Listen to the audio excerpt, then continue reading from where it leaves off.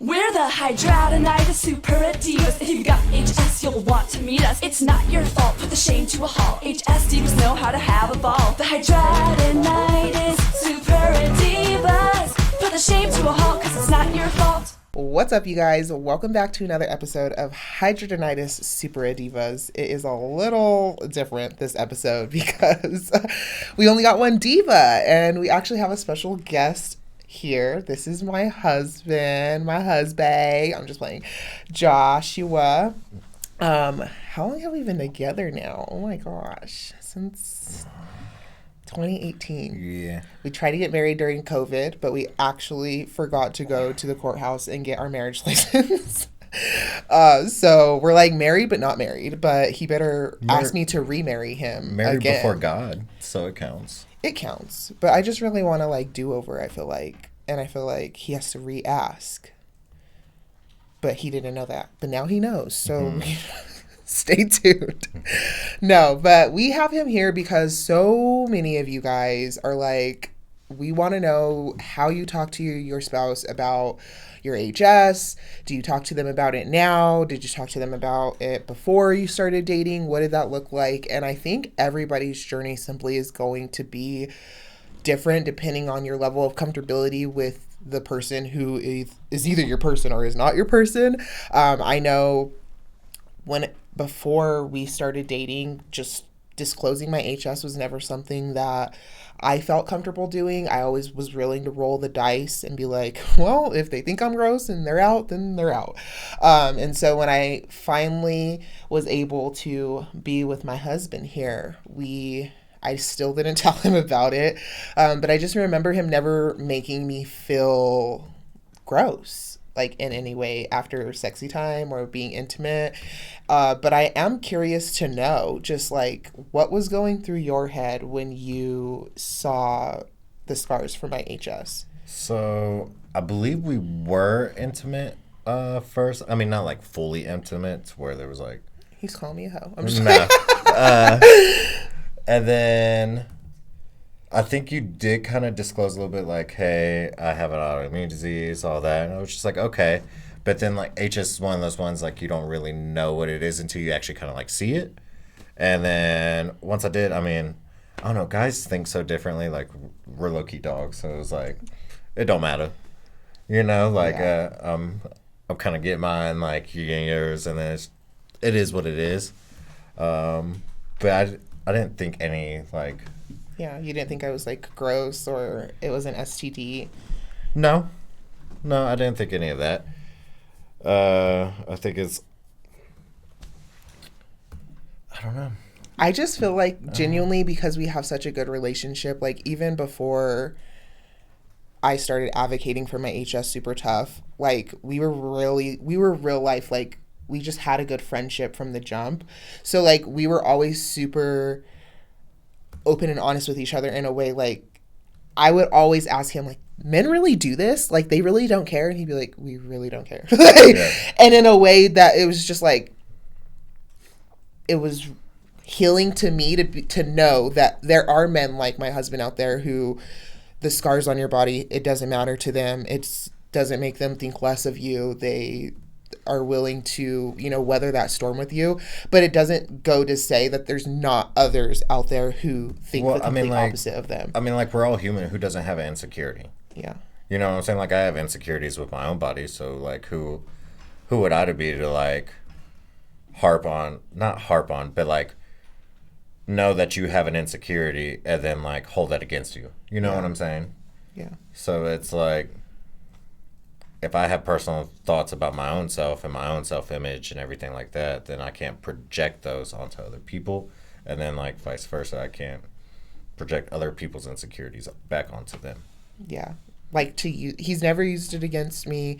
He's never called me dirty. And I think it's healing to me in a way I knew he was the one for me because I had been with people who, were trying to be intimate and they see my scars and all of a sudden, like, they're getting dressed and they don't want to, ever see me again. Or I've had, somebody that I dated in the past who saw my HS. I'm telling them that it's HS and then you know, we get in a fight and they're throwing it back in my face, calling me gross and dirty and all of these things. So I think when I finally met somebody who was like, I don't care, and it took me a lot of like him saying he didn't care for me to finally be like, on the 200th, I don't care. I'm like, okay, maybe I believe him. So it wasn't right away that I was like, oh, he doesn't care. I think still in the back of my mind when we get intimate, I'm like, does he care? You know, because I don't always love what I see in the mirror. Just because I'm an advocate for HS doesn't mean I'm like a professional in dealing with the emotions. Being intimate is actually a struggle for me sometimes because it's hard for us to get in that mood. And I think I just try to vocalize that to my husband as much as I can. I will be honest, lately I haven't been doing a good job.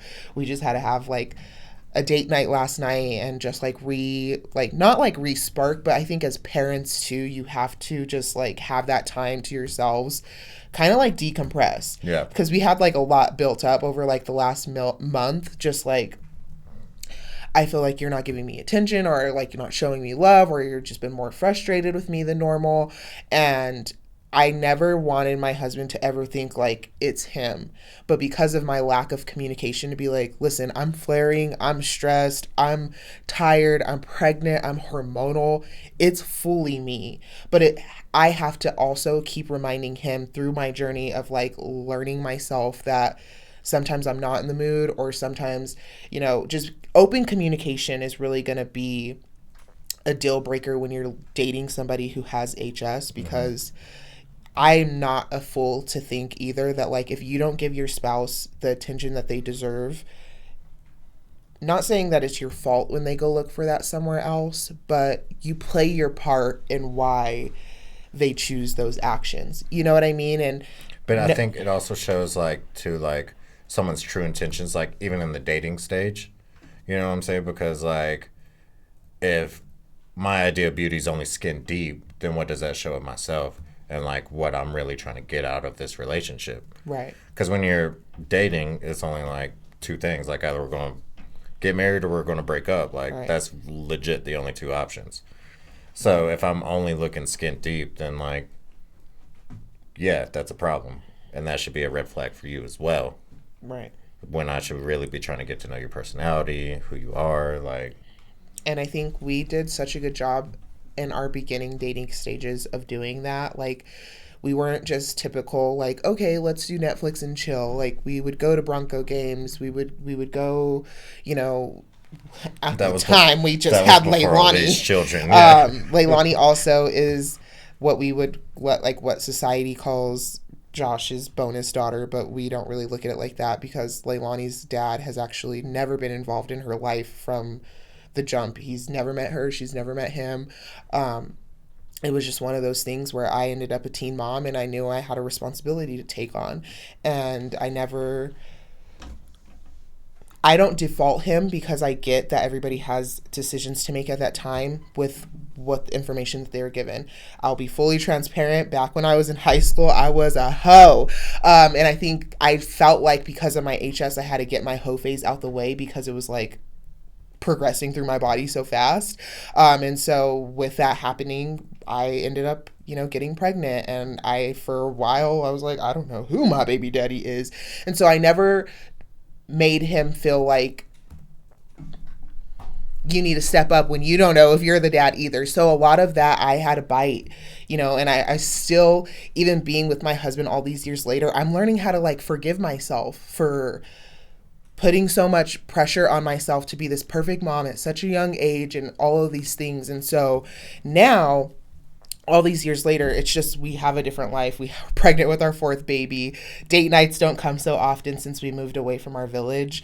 And so it was just last night. It's just really crazy to be doing this podcast after having such a good date night last night because you need that in a relationship to just keep things alive. Yeah. He was like, I feel like you're treating me like a roommate. And I was like, I feel like I have been. Well, see, I mean, so that's like we were discussing too, though, is like you having HS, like physical touch is not your love language. Right. Which I get. And that's completely okay. But then like we were discussing, it's like, okay, that's not your love language. So then like you still have to show me some kind of love language. Yeah. You know what I'm saying? Like, Yeah. we can't just get so in a zone or in a box to where we're like in like a roommate situation. Right. You know what I'm saying? And it is easy to get there just because you're going through the motions and working so much and your advocacy, and I'm working like 55, 60 hours a week. Yeah. So It could be. It just, life will always be lifing. But just making sure that you take those moments in your day to kind of like just center back, you know, with your person, I think is really, really important. And just communicating through, you know, when you're having flares, when you, and sometimes I think it's just safe to be like, well, I'm just not in the mood. Because I think it just like so many people think about HS and because there's the been times, sexual parts of it. There's been times where like I have my own stresses from like work or like whatever it may be, and I'm not. And I'm like, something wrong with you? You okay? You which is rare, very rare for a man to be like, I don't want no cutty tonight.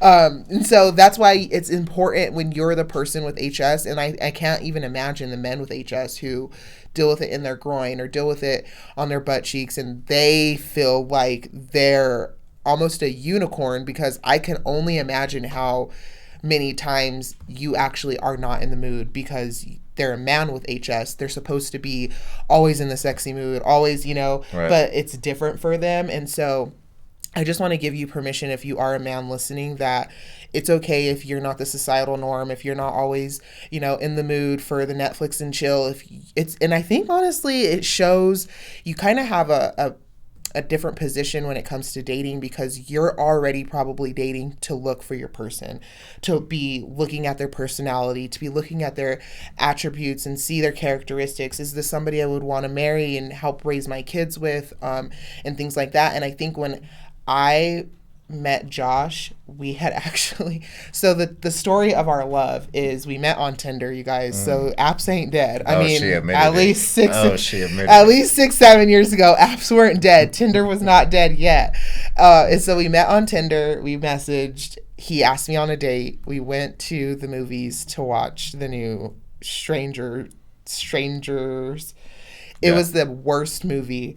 So in girl math, the bad movie correlated a bad date. So like I don't think we talked much after that. Let me call him every now and then and see what I could get from him. And oh yeah. Like, well, okay, I was fully in my I was like in pimp school, you know what I mean? Like I was fresh out of a relationship, and so my sister was teaching me how to be in these streets. She's like, if a man can't give you $50-$60, or if a man can't give you something, then you don't need to be with that man. So I was just doing what I was told. Okay, blame Teray.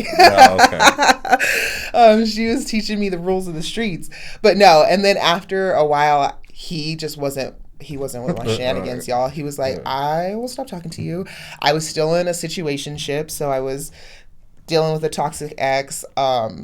And so we just fell off for about a year. And then a year later, he messaged me again to go to a soccer game. And I was like, I can't, I have to work. But then we just started texting from that moment. And then he picked me up from work probably like 4 or 5 days later.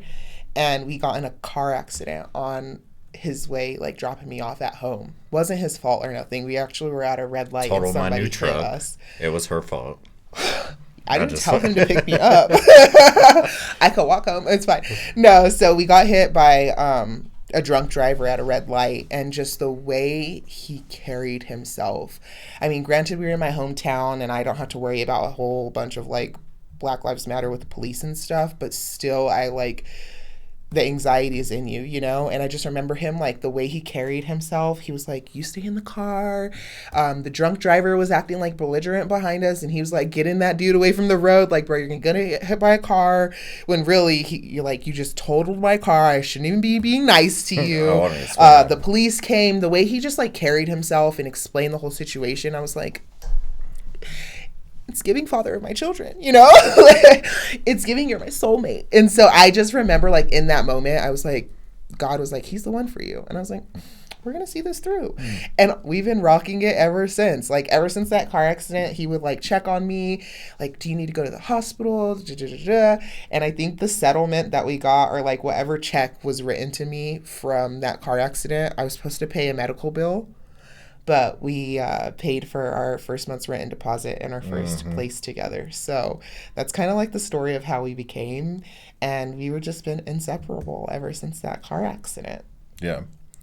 So then, like, back to your HS and all, what's some things that you feel like are key for a significant other or spouse to do to, like, help make things easier or transitions? You know what I'm saying? Like, I think just being willing to help in any way that the other person with HS feels comfortable. I remember when we first, like, I would have never let you help me with wound care when we first started Right. dating, you know? But, like, the fact that now I'm comfortable enough to be like, babe, can you help me? Like, I can't reach this flare on my butt. If you can just put this Band-Aid on, or just, like, even just being intimate. Like, do you want to, like, last night, he rubbed lotion on my feet, you guys. her old My crusty, pregnant, crusty feet. Like, I do not have pretty feet. They get no award or model status. But, like, just knowing that it's not about it me being perfect for him. It's about him being able to, like, serve me in that moment and being willing without, like, making me feel gross about it. Yes, I'll help you change this wound. Yes, I'll rub, my magic killer on your butt cheeks or on your back or whatever. Right. So I think just if you're the partner to somebody with HS, being willing to help them with whatever Right. they want, like, are comfortable with Right. allowing. Because when I think of it too, though, it's also more of just being like a partner with it, like you're an ally. You know what I'm saying? To where it's like, oh, hey, I know this sitting in a car today may be uncomfortable. So, like, yeah, I'll go and pick up the kids. Or, like, yeah, I could pick up something for us to eat or hit the grocery store or whatever it may be like that.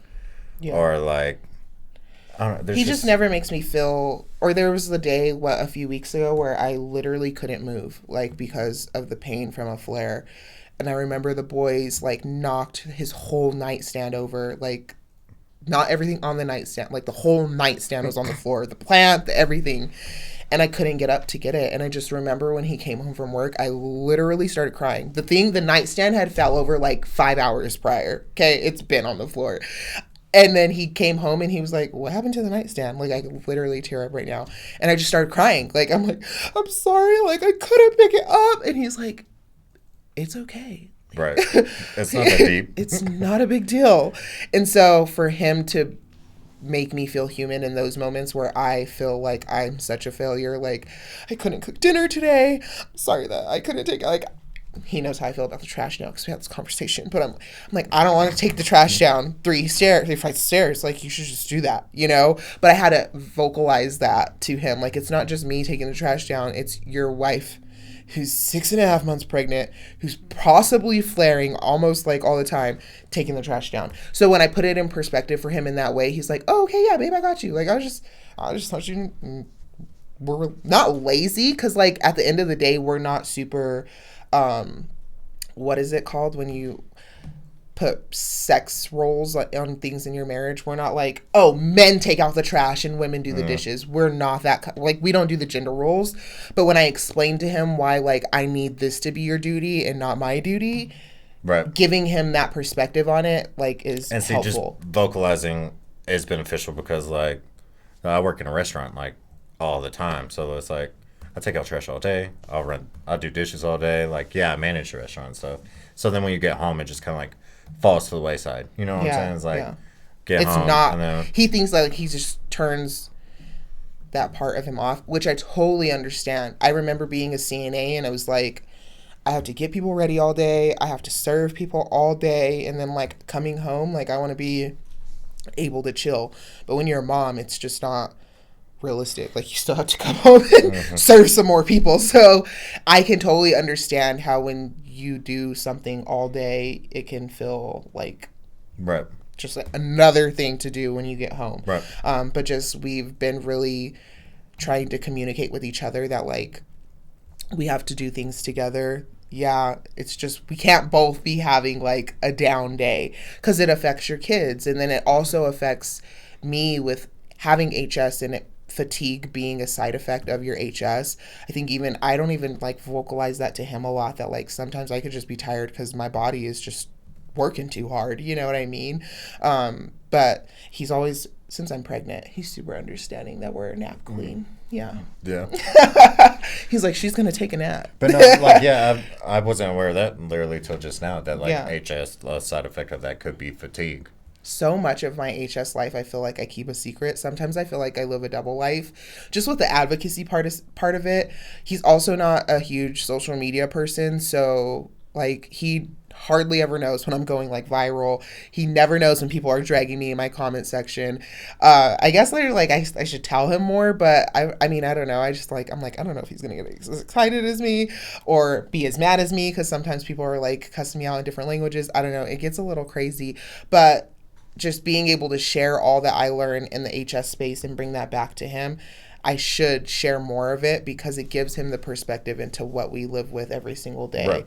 And yeah, I was even floored when I learned about fatigue being a side effect and a symptom of HS, because I was like, that makes so much sense. I just thought I was lazy, like, but I'm not. And so I learned to give myself grace as a mother, even, because it's like sometimes I just don't have the bandwidth, but when I do the most. And I think that's my medium. Because I mean, I think there's definitely a line where it goes to, like, yeah, it's a side effect and all that, but then I'm sure there are some people that be like, could use that as a crutch, you know what I'm saying? Being like, oh, this is the reason why I do that. But I think having something like HS that, like, you had to mentally put yourself in a place to where, like, yeah, this may be a side effect, maybe a crutch, but, like, I can power through it. Yeah. You know, like, God built me up stronger than this, and I can power through it.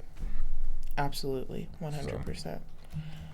You're so amazing. I just love him so much. I think it's really powerful that I have a really supportive partner who, like I said, just time after time gives me the affirmation that, like, you're beautiful. Like, absolutely. It's not, your scars don't define you. You're absolutely beautiful. He still hypes me when I put on a good outfit and I take my sweatpants off. Like, he's like, ooh, or, you know, like, I'm very much a physical touch guy. Loves to sexualize me and make me feel really good about myself. But then that was just another thing, like, vocalizing too. It's like, yeah, I may want to slap your butt when I walk by or whatever, but then it's like, sometimes I think, oh, she may have a flare, so then it's like, okay, let me just try to touch. Let me try to touch her butt and then, like, get her reaction off of that. Yeah. And be like, oh, okay, she ain't got no flare today. Like, it's game on. Yeah. Or, like, she does have a flare today. Like, hey, babe, can I get a hug? Or, like, whatever it may be. Yeah. And he fully knows that, like, not the can I get I'm a hug just not type of guy. can I get a hug, girl? No, he used to be that guy. No, he still sometimes is, because I could be very much so, like, just give affection to my kids, because in a way, I don't know, it just, they never know when they're hurting me. You know what I mean? So it's just so innocent. Mm-hmm. But I didn't realize for a long time that, like, he didn't know if he was hurting me either. And I would just be quiet about, like, the butt smacks or whatever. But then when he stopped, I also was like, you don't like my butt no more? You know what I mean?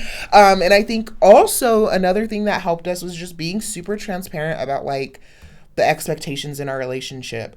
I remember thinking when we first dated that I had to allow him. I mean, I guess nobody really needs permission to watch porn, right? We don't need permission. You can sneak it. You can hide it. Men can't really hide it because it's in your browser history. But anyway, you can't. It's just so easily accessible that you can hide the fact that you watch it from your partner. And at the beginning, sometimes we would watch it together, and sometimes it would be like, I'm not in the mood. You can just go watch your video.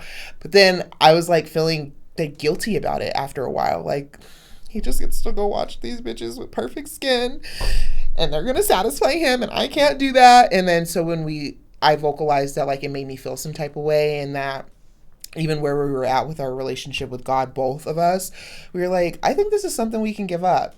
Right. And then so we did, and I was really, really proud of us. And it also grew our sexual relationship so much because we weren't depending on that to satisfy us when we weren't willing to satisfy each other. And I think as a married couple too, sometimes you need that connection. Well, like, I don't know. And then porn's just such, like, a toxic place, because then it's like, as a man, it's straight comparison. You know what I'm saying? Because normally it starts off as a young boy and be like, oh, okay, I may not be this size or all that. So I then just imagine like being a dude with HS, and then you do have those flare ups in your groin area or whatever it may be. Like, you can't move like that. Yeah. Or for that long. Yeah. So it's like, just really, it sets unrealistic expectations in relationships. And then I think if you're not willing to talk about it in your marriage, it can be catastrophic. I don't think right away, but I think down the line, especially as the woman or the man gets dependent, because I think it does go both ways. And so it's caused us to just kind of like be able to venture into a different area. Sometimes, like, I have a flare on my thigh right now. We were able to have a good time last night. What that mouth do?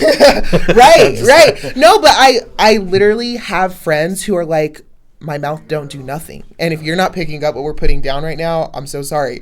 But I literally have friends who don't do oral sex. And I'm just like, I don't think I can ever be that girl. And it's not even that, like, I like genuinely, I'm like, I love to give oral sex. You know, I love to please my partner. Right. I love to please my partner in a way, because sometimes I cannot physically lay down and we can do, you know, missionary or standard casual sex. Like, when you're flaring on your inner thighs, when you have a cyst on your vagina, it's just not realistic. But when you're going on day 10, 11, 12 with no intimate time with your partner, a lot of stuff starts getting pent up. I think it could go the other way too as well, to where like if you're self-conscious about a flare that you may have in your groin area or on the inside of your thighs, it's like, well, cool, you could still please your partner through like foreplay. Yeah. You know what I'm saying? Like, oh, she likes when learning I kiss how her neck to like this. Yeah. Send a saucy photo or like keep the spunk alive, you guys. I think when people think like marriage or long-term relationships, they think like, oh, well, you're going to get bored if you're not, you know, learning new tricks from porn or, you know, doing all of these new age things. I mean, I've never even had a sex toy because why would I go in a sex store when I have HS? That's how I used to feel. But being open with him with that and been like, I've never had that. He's like, well, we should go together one day. And I'm just like, yeah, one day, you know? And it just, that will be a different way that we open up a different sexual avenue in our marriage. And that'll be an exciting time. So just keeping things alive, trying different things, knowing that like what works for some marriages, some people may not work for others. We will never be swingers. We will never add a third party, and we don't watch porn. That's what works for us, right? In our relationship, and it may be the same for you. It may be different. That's okay. But as long as you're open, communicating about your needs and your wants and your desires with your partner, whether you have HS or not, I think that's how relationships continue to grow and thrive. Right. I think a big thing too is like staying away from that comparison of other people, you know, because everyone's different. Like every relationship's different. Every couple's different. Like when you sit and compare, like comparison's like a sin, is it not? You know what I'm saying? Comparison is the thief of joy, is what it says in the Bible. Right. So like, why am I trying to deprive myself of joy by sitting and comparing what I have with my wife to what my parents' marriage may be, or like, you know, or like, even just another HS relationship, you know, like something that may be working for them may not work for you, and that's okay. Right. Not to compare yourself or and to me being the one scars. Not have HS too, it's also still important being like vocalizing that as well. Yeah. To be like, yeah, this ain't it for me, or whatever it may be. Yeah. So. Well, I love this. It was such a good powwow, and I think we're going to have more of Josh on my personal YouTube channel just because it's just like our conversation just flows. He's always been my best friend, and we can talk about anything. Are we going to dap me up? What? I cannot deal with it. No, it just, life hits different when you're walking through it with your best friend, when you could talk to them about anything, especially having HS. It's a privilege, our relationship, and an honor to call him my person. So I hope that this was helpful to anybody out there who had any questions about like what my intimate life was personally. I am interested to hear, you know, the perspective of other people who are living with HS, how that's going for you. I know there was a period of my life where I don't think we call it celibate, because celibate means you're not having sex ever again, but abstinence. I think I did a year and some change of sexual abstinence.